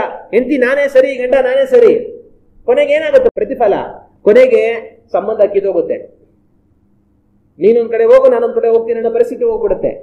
ಆದ್ರೆ ಯಾರಾದ್ರೂ ಒಬ್ರು ಅನುಸರಿಸಿದ್ರೆ, ಬಿಟ್ಟುಕೊಟ್ರೆ, ಶ್ರಮಿಸಿದ್ರೆ, ಸಹಿಸ್ಕೊಂಡ್ರೆ ನಾಳೆ ಒಂದು ದಿವಸ ಇನ್ನೊಬ್ರು ಅವ್ರ ತಪ್ಪನ್ನ ಅರ್ಥಕೊಂಡು ಅವ್ರು ತಿರುಗಿ ಸರಿ ಹೋಗೋದಕ್ಕೆ ಅವಕಾಶ ಇರುತ್ತೆ. ಆಗ ಬಿಟ್ಟುಕೊಡೋದ್ರಿಂದ ನಾವು ಕಳ್ಕೊಳ್ಳೋದಿಲ್ಲ, ಬಿಟ್ಟುಕೊಡೋದ್ರಿಂದ ಅವರನ್ನು ಸಂಪಾದಿಸ್ತೀವಿ. ಹಲ್ಲೆಲೂಯ. ಆಗ ನಾನು ನೀವು ಪರಿಶುದ್ಧಾತ್ಮರನ್ನು ಅನುಸರಿಸಿ ಬಿಟ್ಟುಕೊಡುವಂತವರುಗಳಾಗಿರಬೇಕು. ಅದರಿಂದ ಎರಡು ಲಾಭ ಇದೆ. ಒಂದು, ನಾವು ದೇವರ ಸ್ವಭಾವವಾಗಿ ಬದಲಾಗ್ತೀವಿ. ಎರಡನೇದು, ಇನ್ನೊಬ್ಬರನ್ನ ಕ್ರಿಸ್ತನ ಪ್ರೀತಿಯಿಂದ ನಾವು ಸೆಳೀತೀವಿ. ಹಲ್ಲೆಲೂಯ. ಆ ರೀತಿಯಾಗಿ ಜೀವಿಸೋದಕ್ಕೆ ದೇವರು ನಮಗೆ ಸಹಾಯವನ್ನು ಮಾಡಲಿ. ಆದರೆ ಅನೇಕರು ಏನ್ ಮಾಡ್ತಾರೆ, ಆ ರೀತಿಯಾಗಿ ನಡೆಯುವಂತವರುಗಳಾಗಿ ಇರೋದಿಲ್ಲ. ಅವರು ತಮಗೋಸ್ಕರವಾಗಿ ಹೋರಾಡೋದ್ರಿಂದ ಕ್ರಿಸ್ತನ ಮನಸ್ಸು ಅವರಲ್ಲಿ ಬರೋದಿಲ್ಲ. ಎರಡನೇದು, ಅವರ ಬಳಿಯಲ್ಲಿ ಯಾರು ಉಳಿಯೋದಿಲ್ಲ, ಸಿದರಿ ಹೋಗ್ತಾರೆ. ಕುರುಬ ಕಠಿಣವಾದವನಾಗಿದ್ರೆ ಕುರಿಗಳು ಅವ್ರ ಹತ್ರ ಉಳಿಯುತ್ತಾ? ಓಡಿ ಹೋಗುತ್ತೆ. ಅದೇ ರೀತಿ ನಾವು ದೇವರ ಸ್ವಭಾವ ಇಲ್ಲದವರುಗಳಾಗಿದ್ರೆ ಜನಗಳನ್ನ ಸೆಳೆಯೋದಕ್ಕೆ ಆಗೋದಿಲ್ಲ. ನಾವು ದೇವರ ಸ್ವಭಾವ ಉಳ್ಳವರಾಗಿದ್ರೆ ಎಲ್ಲರೂ ನಮ್ಮ ಹತ್ರ ಬರ್ಬೇಕಂತ ಇಷ್ಟಪಡ್ತಾರೆ. ನಾವು ದೇವರ ಸ್ವಭಾವ ಇಲ್ಲದವರುಗಳಾಗಿದ್ರೆ ನಮ್ಮಿಂದ ಬಿಟ್ಟರೆ ಸಾಕು ಅಂತ ಹೊಡೋಗ್ಬಿಡ್ತಾರೆ. ಆದ್ರೆ ಆ ರೀತಿಯಾಗಿ ನಾವು ಯಾವತ್ತೂ ಸಹ ಇರಬಾರದು. ಪರಿಶುದ್ಧಾತ್ಮರನ್ನ ನಾವು ಅನುಸರಿಸುವಂತವರಾಗಿರೋಣ, ಬಿಟ್ಟುಕೊಡೋಣ, ಶ್ರಮಿಸೋಣ, ತಗ್ಗಿಸಿಕೊಳ್ಳೋಣ, ದೀನತೆಯಿಂದ ನಡೆಯೋಣ. ಅವಮಾನವಾದ್ರೂ ಸರಿ, ನಾಚಿಕೆಯನ್ನು ಅನುಭವಿಸಬೇಕಾದ್ರೂ ಸರಿ, ನಮ್ಮನ್ನು ತಗ್ಗಿಸಿಕೊಂಡು ನಮ್ಮ ಕಾರ್ಯವನ್ನ ದೇವರಿಗೆ ಒಪ್ಪಿಸಿಕೊಟ್ಟು ನಡೆಯೋಣ. ದೇವರು ಮಾಡಬೇಕಾದ ಎಲ್ಲವನ್ನ ಮಾಡಬೇಕಾದ ಕಾಲದಲ್ಲಿ ಅವರು ಮಾಡ್ತಾರೆ. ಹಲ್ಲೆಲೂಯ. ನಮಗೋಸ್ಕರವಾಗಿ ನಾವು ಸ್ಥಾನ ಮಾನಗಳನ್ನು ಸಂಪಾದಿಸಿಕೊಳ್ಳೋದಕ್ಕೆ ಪ್ರಯತ್ನ ಮಾಡಿದ್ರೆ ಅದು ಸಿಗೋದಿಲ್ಲ. ಇರೋ ಸ್ಥಾನವನ್ನು ಕಳ್ಕೊಳ್ತೇವೆ. ನಮಗೋಸ್ಕರವಾಗಿ ಗೌರವವನ್ನು ಸಂಪಾದಿಸಿಕೊಳ್ಬೇಕು, ನಮಗೋಸ್ಕರವಾಗಿ ಹೆಸರನ್ನ ಸಂಪಾದಿಸಿಕೊಳ್ಬೇಕು, ನಮಗೋಸ್ಕರವಾಗಿ ನಾವು ಕಾರ್ಯಗಳನ್ನು ಸಂಪಾದಿಸಿಕೊಳ್ಬೇಕಂತ ನಾವು ಏನೇ ಪ್ರಯತ್ನ ಮಾಡಿದ್ರು ಕಡೆಗೆ ಅದೆಲ್ಲವೂ ಕೆಟ್ಟು ಹೋಗುತ್ತೆ. ದೇವರು ಕೊಡದ ಹೊರತು ನಮಗೇನು ಸಹ ಬರೋದಿಲ್ಲ. ಅದರಿಂದ ದೇವರು ಒಪ್ಪಿಸಿಕೊಟ್ಟು ನಮ್ಮನ್ನು ನಾವು ನಡೆಯುವಂತವರುಗಳಾಗಿ ಇರೋಣ. ಹಲ್ಲೆಲೂಯ. ಮತ್ತಿನ್ನೊಂದು, ಪರಿಶುದ್ಧಾತ್ಮ ದೇವರು ನಮ್ಮಲ್ಲಿ ಬಂದು ಅವರು ವಾಸ ಮಾಡ್ತಾರೆ. ಅವರು ನಮ್ಮಲ್ಲಿ ಬಂದು ವಾಸ ಮಾಡ್ತಾ ಇರುವಂತ ಸಮಯದಲ್ಲಿ ಒಂದೇ ದಿವಸಕ್ಕೆ, ಒಂದೇ ರಾತ್ರಿಗೆ ನಾವು ದೇವ ಸ್ವಭಾವವಾಗಿ ಬದಲಾಗಿ ಹೋಗಿ ಬಿಡೋದಿಲ್ಲ. ಇವಾಗ ಚಿಕ್ಕ ಮಕ್ಕಳು ಸೈಕಲ್ ಕಲಿಬೇಕಂತ ಇಷ್ಟಪಡ್ತಾರೆ. ಆ ಚಿಕ್ಕ ಮಕ್ಕಳಿಗೆ ಸೈಕಲ್ ಕಲಿಸ್ಬೇಕಂತ ಹೇಳಿ ಯಾರಾದ್ರೂ ಇನ್ನೊಬ್ರು ಸೈಕಲ್ ಮೇಲೆ ಕುತ್ಕೊಂಡು ಪೆಡ್ಲ್ ಮೇಲೆ ಕಾಲಿಟ್ಟು ಅದನ್ನ ತುಳಿಯಕ್ಕೆ ಶುರು ಮಾಡಿ ಹಂಗೆ ಹೊಟ್ಟೋಗ್ತಾರೆ. ಅದನ್ನ ತೋರಿಸ್ಬಿಟ್ಟು, ನೋಡು ಸೈಕಲ್ ಹೆಂಗೆ ತುಳಿಯೋದು, ನಿನ್ಗೂ ಇಲ್ಲ ಸೈಕಲ್ ಇದೆ, ಕುತ್ಕೊಂಡು ಪೆಡ್ಲ್ ಮೇಲೆ ಕಾಲಿಟ್ಟು ತುಳಿದ್ಬಿಟ್ಟು ಹಂಗೆ ಹೋಗ್ಬಿಡು ಅಂತಂದ್ರೆ ಆಯ್ತು ಅಂತ ಇನ್ನೊಬ್ರು ಹೋದ್ರು ಅಂತ ನೋಡ್ಬಿಟ್ಟು ಹಂಗೆ ಕುತ್ಕೊಂಡು ಪೆಡ್ಲ್ ಮೇಲೆ ಕಾಲಿಟ್ಬಿಟ್ಟು ತುಳಿದ್ಬಿಟ್ಟು ಹಂಗೆ ಇವ್ರು ಹೋಗ್ಬಿಡಕ್ಕಾಗತ್ತಾ? ಆಗೋದಿಲ್ಲ. ಸೈಕಲ್ ಮೇಲೆ ಕುತ್ಕೊಳ್ಬೇಕು. ಕುತ್ಕೊಂಡ ಮೇಲಿಂದ ಆ ಕಡೆ ಹಿಡ್ಕೊಂಡಿರ್ತಾರೆ. ಕೆಲವೊಂದ್ಸಲ ಅವ್ರ ತಂದೆಯರು ಮಕ್ಕಳಿಗೆ ಸೈಕಲ್ ಕಳಿಸ್ತಾರೆ. ಕುತ್ಕೊಳ್ಳಪ್ಪ ಅಂತ ಕುಂಡ್ರಿಸ್ಬಿಟ್ಟು ಹ್ಯಾಂಡ್ ಹಿಡ್ಕೊಂಡಿರ್ತಾರೆ, ಈಗ ಸೀಟ್ ಹಿಡ್ಕೊಂತಾರೆ. ನಾನು ಹಿಡ್ಕೊಳ್ತೀನಿ ಕುತ್ಕೋ ಅಂತ ಕುಂಡ್ರಿಸ್ತಾರೆ. ಅವ್ರು ಕಾಲು ಇರ್ತಾರೆ ಬೆಡ್ರ ಮೇಲೆ, ಇವ್ರು ಹಿಂಗೆ ಕರ್ಕೊಂಡು ಹೋಗ್ತಾ ಇರ್ತಾರೆ. ಆ ಪೆಡ್ಲಿಂಗ್ ನಿಧಾನಕ್ಕೆ ಹಿಂಗೆ ಆಡ್ತಾ ಇರುತ್ತೆ. ಅವರು ಅರವನ್ನ ಹಿಡ್ಕೊಂಡು ಕಾಲನ್ನ ಪ್ರಾಕ್ಟೀಸ್ ಮಾಡ್ತಾ ಇರ್ತಾರೆ. ಹಿಂಗೆ ಅವರೇ ತಳ್ಕೊಂಡು ಹೋಗ್ತಾ ಇರ್ತಾರೆ, ತಳ್ಕೊಂಡು ಬರ್ತಾ ಇರ್ತಾರೆ. ಇವರು ಕುತ್ಕೊಂಡು ಸುಮ್ಮನೆ ಅಯ್ಯೋ ಬೆದಬಿಟ್ಟೆ ಕೂತಿರ್ತಾರೆ. ದಿನಗಳು ಹೋಗ್ತಾ ನೀನ್ ಸ್ವಲ್ಪ ಪ್ರೆಷರ್ ಹಾಕು ಆ ಒಂದು ಪೆಡ್ಲ್ ಮೇಲೆ, ನೀನ್ ಒತ್ತು ಭಾರ ಹಾಕು ಅಂತೆಲ್ಲ ಕೊಡ್ತಾರೆ. ಅವ್ರು ಸ್ವಲ್ಪ ಭಾರದ ತುಳಿತಾರೆ. ತುಳಿದಾಗ ಸ್ವಲ್ಪ ಸೈಕಲ್ ಮುಂದೆ ಹೋಗುತ್ತೆ. ಇವ್ರು ಹ್ಯಾಂಡ್ಲು ಸೈಕಲ್ ಹಿಡ್ಕೊಂಡಿರ್ತಾರೆ. ಆಮೇಲೆ ಹೋಗ್ತಾ ಹೋಗ್ತಾ ಏನ್ ಮಾಡ್ತಾರೆ, ಸ್ವಲ್ಪ ಪೆಡಲ್ ತುಳಿಯೋದು ರೂಢಿಯಾಗಿ ಅವರು ಬಿದ್ದು ಕೆಲವೊಂದ್ಸಲ ಏಟ್ ಮಾಡ್ಕೊಂಡು ಅಯ್ಯೋ ಅಂತ ಹತ್ಕೊಂಡು ಸುರ್ಕೊಂಡು ಮಾಡ್ಕೊಂಡು ಎಲ್ಲಾ ಮಾಡಿ ಕೊನೆಗೆ ಏನ್ ಮಾಡ್ತಾರೆ, ಕಲ್ತ್ಬಿಡ್ತಾರೆ. ಅದೇ ತರನೇ ನಮಗೆ ಕಲಿಸುವ ಆತನು ಪರಿಶುದ್ಧಾತ್ಮರು. ಹಲ್ಲೆಲೂಯ. ತಂದೆ ಮಕ್ಕಳಿಗೆ ಸೈಕಲ್ ಯಾವ ತರ ಕಲಿಸ್ತಾರೋ ಅದೇ ತರ ಪರಿಶುದ್ಧಾತ್ಮರು ನಮಗೆ ಕಲಿಸ್ಕೊಡ್ತಾರೆ. ಏನನ್ನ? ದೇವರ ಸ್ವಭಾವವನ್ನ. ನಾವು ಮನುಷ್ಯ ಸ್ವಭಾವದವರು, ಕೆಟ್ಟ ಸ್ವಭಾವ ಉಳ್ಳವರು. ಅದನ್ನು ತೆಗೆದು ಹಾಕಿ ದೇವರ ಸ್ವಭಾವವನ್ನು ಕಲಿತ್ಕೊಳ್ಳೋದಕ್ಕೆ ಒಂದೇ ರಾತ್ರಿಯಲ್ಲಿ ಆಗಿಬಿಡೋದಿಲ್ಲ. ಆದ್ರೆ ದೇವರ ಆತ್ಮರು ಪ್ರತಿ ಸರಿ ನಮಗೆ ಕಲಿಸ್ತಾ ಬರ್ತಾರೆ. ನಾವು ಪರಿಶುದ್ಧಾತ್ಮರ ಸಹಾಯದಿಂದ ಕಲಿತಾ ಕೆಲವೊಂದ್ಸಲ ಬಿದ್ದು ಎದ್ದು ಗಾಯ ಮಾಡ್ಕೊಂಡು ಹಿಂಗೆಲ್ಲ ಮಾಡಬಾರ್ದು, ಈ ತರ ತುಳಿಬೇಕು ಆ ತರ ತುಳಿಬೇಕು ಅಂತ ಕಲ್ತ್ಕೊಂಡು ಕೊನೆಗೆ ಏನ್ ಮಾಡ್ತೀವಿ, ದೇವರ ಸ್ವಭಾವವಾಗಿ ನಾವು ಬದಲಾಗಿ ಹೋಗ್ತೀವಿ. ಹಲ್ಲೆಲೂಯ. ಪರಿಶುದ್ಧಾತ್ಮರು ನಮಗೆ ಕಲಿಸುವಂತವர்களಾಗಿ ಇರ್ತಾರೆ. ಆದ್ರೆ ನಾವು ಕಲಿಬೇಕಂತಂದ್ರೆ ಕಲಿಬೇಕು ಅನ್ನೋಂತ ಒಂದು ಅರ್ಪಣೆ ನಮಗಿರ್ಬೇಕು. ಒಂದ್ ದಿವಸ ಸೈಕಲ್ ಮೇಲೆ ಕುತ್ಕೊಂಡ್ಬಿಟ್ಟು ಅಯ್ಯೋ ಇದೆಲ್ಲ ನಂಗೆ ಆಗಲ್ಲ, ನಂಗೆ ಬೇಡ ಅಂತ ಹಿಂದೆ ಹೋಗ್ಬಿಟ್ರೆ ಯಾವತ್ತೂ ಕಲಿಯೋದಕ್ಕಾಗೋದಿಲ್ಲ. ಅದೇ ರೀತಿ ದೇವರ ಆತ್ಮರು ನಮಗೆ ಹೇಳುವಂತ ಮಾತನ್ನ ಕೇಳುವಂತ ಮನಸ್ಸು ನಮ್ಗಿರ್ಬೇಕು. ಆ ಕೇಳುವಂತ ಮನಸ್ಸು ನಮಗಿದ್ದು ಒಂದೊಂದು ಸಾರಿ ನಾವು ತಪ್ಪು ಮಾಡುವಾಗ್ಲೂ ದೇವರೇ ನಂಗೆ ಕ್ಷಮಿಸು, ನಾನು ಸರಿ ಮಾಡ್ಕೊಳ್ತೀನಿ, ಈ ರೀತಿ ನಾನು ಮತ್ತೆ ಮಾಡಬಾರ್ದು, ನಾನು ಈ ರೀತಿ ನಡೀಬಾರ್ದು ಅನ್ನೋಂಥ ಒಂದು ತೀರ್ಮಾನದೊಟ್ಟಿಗೆ ದೇವರಿಗೆ ನಾವು ಒಪ್ಪಿಸಿಕೊಟ್ಟು ನಡೆಯುವಾಗ ಕಾಲಕ್ರಮೇಣ ನಾವು ದೇವರ ಸ್ವಭಾವವಾಗಿ ಬದಲಾಗಿ ಹೋಗ್ತೀವಿ. ಹಲ್ಲೆಲೂಯ. ಆದ್ರೆ ದೇವರ ಆತ್ಮರ ಪ್ರೇರೇಪಣೆಗೆ ಕಿವಿಗೊಡದೆ ನಾವು ನಮ್ಮ ಹೃದಯ ಕಠಿಣಪಡಿಸಿಕೊಂಡು ನಾವು ನಡೆಯುವಾಗ ನಾವು ದೇವರ ಸ್ವಭಾವವಾಗಿ ಬದಲಾಗೋದಕ್ಕೆ ಸಾಧ್ಯ ಇಲ್ಲ. ನಾವಿವತ್ತು ಯಾವ ರೀತಿಯಾಗಿದ್ದೀವಿ ಅನ್ನೋದನ್ನ ಯೋಚನೆ ಮಾಡಿ ನೋಡೋಣ. ನಾನು ನೀವು ದೇವ ಸ್ವಭಾವದವರುಗಳಾಗಿ ಬದಲಾಗಬೇಕು. ಪರಿಶುದ್ಧಾತ್ಮರು ಅದನ್ನ ನಮಗೆ ಕಲಿಸ್ಕೊಡ್ತಾರೆ. ಆದ್ರೆ ಅದನ್ನ ಅವರು ನಮ್ಮಲ್ಲಿ ಉಂಟು ಮಾಡಬೇಕಂತಂದ್ರೆ ನಮ್ಮನ್ನು ನಾವು ದೇವರ ಆತ್ಮರಿಗೆ ಒಪ್ಪಿಸಿಕೊಡಬೇಕು. ಅವ್ರ ಮಾತನ್ನು ನಾವು ಕೇಳುವಂತವರುಗಳಾಗಿರಬೇಕು. ನಾನು ಸರಿಯೇ, ನನಗೆಲ್ಲ ಗೊತ್ತು, ಅವರೇ ಸರಿ ಇಲ್ಲ ಅಂತ ನಾವು ನಡೆಯುವಂತವರುಗಳಾಗಿದ್ರೆ ದೇವರ ಆತ್ಮರು ನಮ್ಮಲ್ಲಿ ಏನು ಕ್ರಿಯೆ ಮಾಡೋದಕ್ಕೆ ಆಗೋದಿಲ್ಲ. ಆದ್ರೆ ದೇವರ ಆತ್ಮರು ನೀನ್ ಸರಿ ಇಲ್ಲ ಅಂತ ನಮ್ಗೆ ತೋರಿಸ್ಕೊಡುವಾಗ ಅದನ್ನ ಒಪ್ಪಿಕೊಂಡು ದೇವರೇ ಹೌದು ನಾನು ಸರಿ ಇಲ್ಲ, ನಾನು ಕ್ಷಮಿಸು, ಅವರಲ್ಲಿ ಏನೋ ಒಂದು ತಪ್ಪಿದೆ, ನನ್ನಲ್ಲೂ ಕೂಡ ತಪ್ಪಿದೆ ಅಂತ ನಾವು ಅರ್ಥಕೊಂಡು ಅದಕ್ಕೆ ನಾವು ರೂಪಿಸಿಕೊಟ್ಟು ನಡೆಯುವಾಗ ನಾವು ದೇವರ ಸ್ವಭಾವದಾಗಿ ಬದಲಾಗಿ ಹೋಗ್ತೇವೆ. ಹಲ್ಲೆಲೂಯ.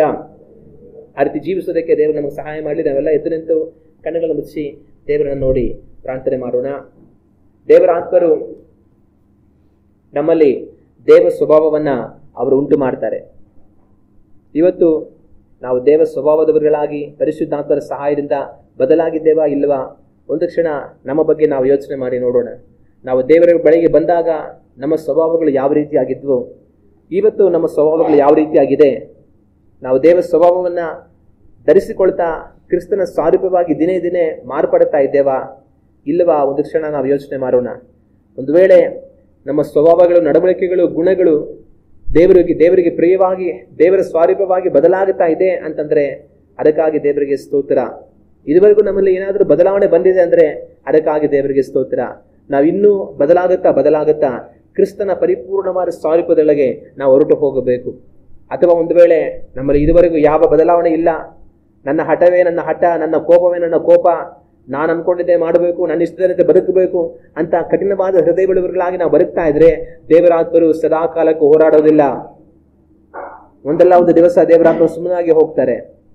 ನಾವು ನಮ್ಮ ಕೆಟ್ಟ ನಡವಳಿಕೆಯಲ್ಲಿಯೇ ಹಠದಲ್ಲಿಯೇ ಬದುಕಿ ಹಾಳಾಗಿ ಹೋಗ್ತೇವೆ. ಆದರೆ ಆ ರೀತಿಯಾಗಿ ಆಗದ ಹಾಗೆ ದೇವ ಸ್ವಭಾವವಾಗಿ ಬದಲಾಗೋದಕ್ಕೆ ನಮ್ಮನ್ನು ಒಪ್ಪಿಸಿಕೊಡೋಣ. ದೇವರ ನಾಮವನ್ನು ಮಹಿಮೆ ಪಡಿಸೋಣ. ಇತರಗಳನ್ನ ನಮ್ಮ ವಾದ ಪ್ರತಿವಾದದಿಂದ ಅಲ್ಲ, ಆದರೆ ಕ್ರಿಸ್ತನ ಪ್ರೀತಿಯಿಂದ ನಾವು ಜಯಿಸೋಣ. ಕ್ರಿಸ್ತನ ಮೌನವಾಗಿದ್ದು ಎಲ್ಲವುಗಳು ಒಪ್ಪಿಸಿಕೊಟ್ಟು ಸಕಲರನ್ನು ತಾನು ಜಯಿಸಿದನು. ನಾವು ಸಹ ಅದರ ಹಾಗೆ ಮೌನವಾಗಿದ್ದು ಕ್ರಿಸ್ತನ ಅನುಸರಿಸಿ ನಮ್ಮ ನ್ಯಾಯವನ್ನು ದೇವರಿಗೆ ಒಪ್ಪಿಸಿಕೊಟ್ಟು ಎಲ್ಲರನ್ನ ಕ್ರಿಸ್ತನಿಗಾಗಿ ಸಂಪಾದಿಸೋಣ. ಎಲ್ಲವುಗಳ ಮೇಲೆ ನಾವು ಜಯವನ್ನು ಸಾಧಿಸೋಣ. ಪರಿಶುದ್ಧಾತ್ಮರು ನಮಗೆ ಸಹಾಯವನ್ನು ಮಾಡ್ತಾರೆ. ನಾವು ಕಣ್ಣನ್ನು ಮುಚ್ಚಿ ದೇವರನ್ನು ನೋಡಿ ಪ್ರಾರ್ಥನೆ ಮಾಡೋಣ. ನಮ್ಮನ್ನು ಬಹಳವಾಗಿ ಪ್ರೀತಿಸುವ ಪರಲೋಕದ ತಂದೆಯೇ, ನಮ್ಮ ಕರ್ತನಾದ ಯೇಸು ಕ್ರಿಸ್ತನ ನಾಮದಲ್ಲಿ ಈ ಒಂದು ಮಧ್ಯಾಹ್ನದಲ್ಲಿ ನಿಮ್ಮನ್ನು ನೋಡಿ ಪ್ರಾರ್ಥಿಸುತ್ತಾ ಇದ್ದೇವೆ. ಈ ದಿನವನ್ನು ಕಾಣುವ ಕೃಪೆಯನ್ನು ನಮಗೆ ಅನುಗ್ರಹಿಸಿ ಈ ಆರಾಧನೆಯ ಸಮಯವನ್ನು ಕೊಟ್ಟದಕ್ಕಾಗಿ ಸ್ತೋತ್ರ. ತಂದೆಯ ದಿನದಲ್ಲಿ ನಮ್ಮ ವಾಕ್ಯವನ್ನು ನಾವು ಧ್ಯಾನ ಮಾಡಿ ಪರಿಶುದ್ಧಾತ್ಮರು ನಮ್ಮಲ್ಲಿ ದೇವರ ಗುಣ ಸ್ವಭಾವಗಳನ್ನು ಉಂಟು ಮಾಡುವರು ಎಂಬುದಾಗಿ ನಿಮ್ಮ ವಾಕ್ಯವನ್ನು ಧ್ಯಾನ ಮಾಡುವಂತೆ ನಮಗೆ ಸಹಾಯವನ್ನು ಮಾಡಿದರೆ ಸ್ತೋತ್ರ. ತಂದೆಯೇ, ಪರಿಶುದ್ಧಾತ್ಮರು ನಾವು ತಪ್ಪು ಮಾಡುವಾಗಲೆಲ್ಲ, ನಿಮ್ಮ ಸ್ವಭಾವಕ್ಕೆ ವಿರುದ್ಧವಾಗಿ ನಡೆಯುವಾಗಲೆಲ್ಲ ನಮ್ಮನ್ನು ಎಚ್ಚರಿಸಿ ನಾವು ಮಾಡಿದ್ದು ತಪ್ಪು, ನಾವು ಮನೆ ತಿರುಗಬೇಕು, ನಮ್ಮನ್ನು ಸರಿಪಡಿಸಿಕೊಳ್ಳಬೇಕೆಂದು ಪ್ರೇರೇಪಿಸಿ ನಮ್ಮನ್ನು ನಿಮ್ಮ ಸ್ವರೂಪವಾಗಿ ಬದಲಾಯಿಸುತ್ತಾ ಬರುವುದು ಅದಕ್ಕಾಗಿ ಸ್ತೋತ್ರ. ತಂದೆಯೇ, ನಮ್ಮನ್ನು ಎಚ್ಚರಿಸಿ ನಿಮ್ಮ ಸ್ವರೂಪವಾಗಿ ನಾವು ಬದಲಾಗುವ ಹಾಗೆ ನಿಮ್ಮ ಆತ್ಮರನ್ನು ನಮಗೆ ಕೊಟ್ಟಿರುವುದಕ್ಕೋಸ್ಕರವಾಗಿ ನಿಮಗೆ ಸ್ತೋತ್ರ ತಂದೆಯೇ. ಆದರೆ ಅನೇಕರು ತಮ್ಮ ಹೃದಯಗಳನ್ನು ಕಠಿಣಪಡಿಸಿಕೊಂಡು ಪರಿಶುದ್ಧಾತ್ಮರಿಗೆ ತಮ್ಮನ್ನು ಒಪ್ಪಿಸಿಕೊಡದೆ ನಾವೇ ಸರಿ ಎಂಬುದಾಗಿ ಹಠ ಹಿಡಿದು ತಮ್ಮ ನಡವಳಿಕೆಗಳಲ್ಲಿಯೇ ಮುಂದುವರಿಯವರಲ್ಲ ತಂದೆಯೇ. ಆದರೆ ಆ ರೀತಿಯಾಗಿ ನಾವು ಹಠ ಹಿಡಿದು ನಮ್ಮ ಸ್ವಭಾವದಲ್ಲೇ ಮುಂದುವರಿಯದೆ ಕ್ರಿಸ್ತ ಯೇಸುವಿನ ಹಾಗೆ ನಮ್ಮನ್ನು ಎಲ್ಲವುಗಳಿಗೆ ಒಪ್ಪಿಸಿಕೊಟ್ಟು ಪರಿಶುದ್ಧಾತ್ಮರನ್ನು ಅನುಸರಿಸಿ ನಡೆಯುವಂತೆ ನಮಗೆ ಸಹಾಯವನ್ನು ಮಾಡಬೇಕೆಂದು ಪ್ರಾರ್ಥಿಸುತ್ತೇವೆ. ದೇವರಾತ್ಮರು ನಮ್ಮಲ್ಲಿ ದೇವ ಸ್ವಭಾವವನ್ನು ಉಂಟು ಮಾಡುವರಲ್ಲ, ಕ್ರಿಸ್ತ ಯೇಸುವಿನ ಸ್ವಭಾವವನ್ನು ಉಂಟು ಮಾಡುತ್ತಾರಲ್ಲ. ಅದಕ್ಕೆ ನಮ್ಮನ್ನು ಒಪ್ಪಿಸಿಕೊಟ್ಟು ನಡೆಯುವಂತೆ ನಮಗೆ ಸಹಾಯವನ್ನು ಮಾಡಿರಿ. ನಮ್ಮ ಕರ್ತನಾದ ಯೇಸು ಕ್ರಿಸ್ತನ ನಾಮದಲ್ಲಿ ಬೇಡುತ್ತಿದ್ದೇವೆ, ಪರಲೋಕದ ನಮ್ಮ ತಂದೆಯೇ, ಆಮೇನ್.